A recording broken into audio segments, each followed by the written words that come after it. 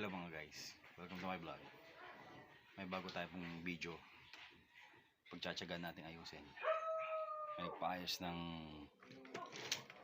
radyo mga kaibigan. Isang China made na radyo. Hindi na maayos yung sounds niya. Medyo distorted. Malamang to gawa nga ng China, madaling masira. At saka iba yung pagkakadesign ng power supply. Yun mo ba nga mga kaibigan, kung bakit madaling masira ang gawa ng China. Ayan po, ang liit lang ng pyesa. Ako medyo ako sa mga ganito na trabaho ginagawa. Nakakaano kasi ito nakakainis.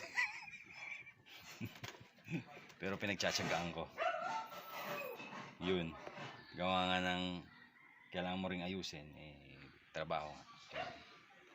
Ayan ho. Ayan, ginagawan ko ng paraan. Ang magandang paraan kasi dito,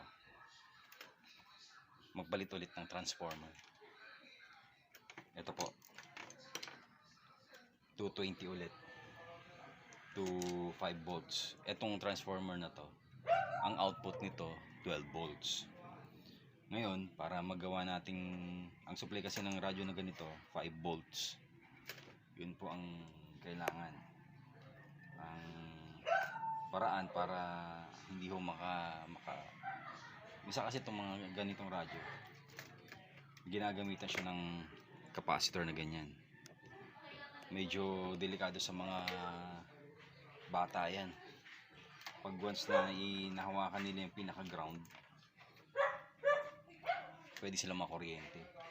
Tsaka pangit yung ganitong design. Gawa nga ng nagtitiwid ang China, ganito ang ginagamit para ma-reuse lang yung takbo ng kuryente. Papabagsakin niya yung yung kuryente niya. Bababa siya ng 5 volts. Pero hindi ito magandang ideya. Isang tipid. Matipid kasi ito Itong gagamitin, mas matibay. Ito magandang paraan.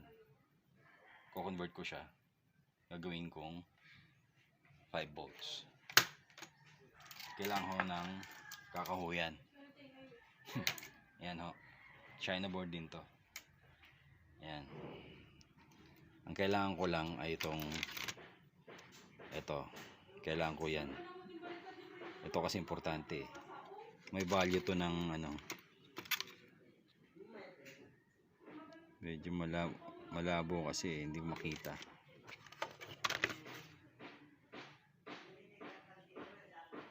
Yun.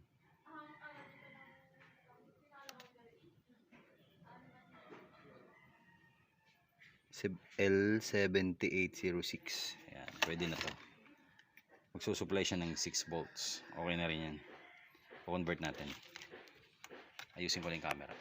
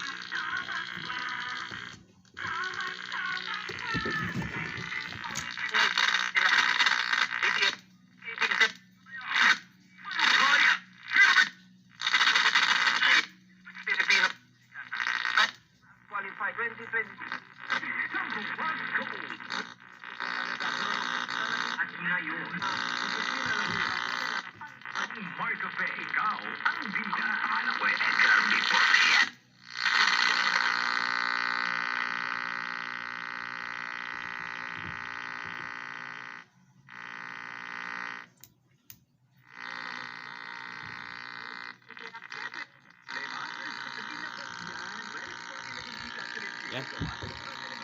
Okay na po.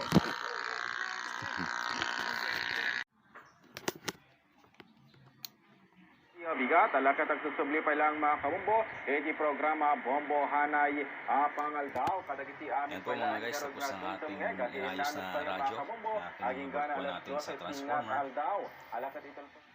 Tapos naglagay tayo ng pyesa para ma-convert ang 12 volts. Babagsak siya ng 5 volts. Yun lang po.